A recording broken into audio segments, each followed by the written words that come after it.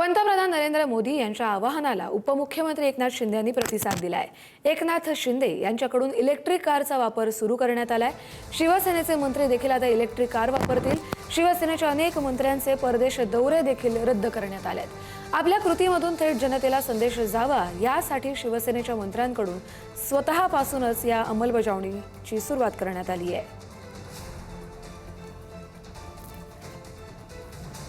जे त्यांनी काटकसरीचं नियोजन सांगितलेलं आहे त्याप्रमाणे पेट्रोल डिझेल याचा वापर कमी झाला पाहिजे। इतर जे काही आपले जे डॉलर ज्याच्यावर खर्च होतात, इम्पोर्ट जे आपण करतो, आता क्रूड ऑइल मोठ्या प्रमाणावर आपण इम्पोर्ट करतो आणि त्यामुळे हे कमीत कमी त्याच्यावर काटकसर करून ते कमीत कमी त्याचा वापर झाला पाहिजे असं आवाहन मोदीजींनी केलं।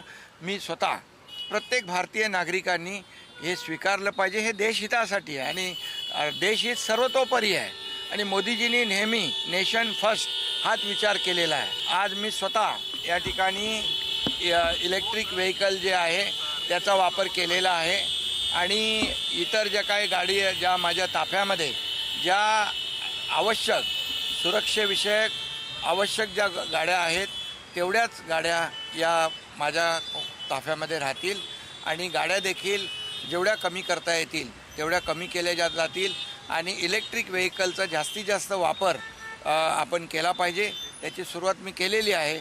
इतरही आमचे मंत्री देखील आहेत, त्यांनाही मी सांगितलेलं आहे।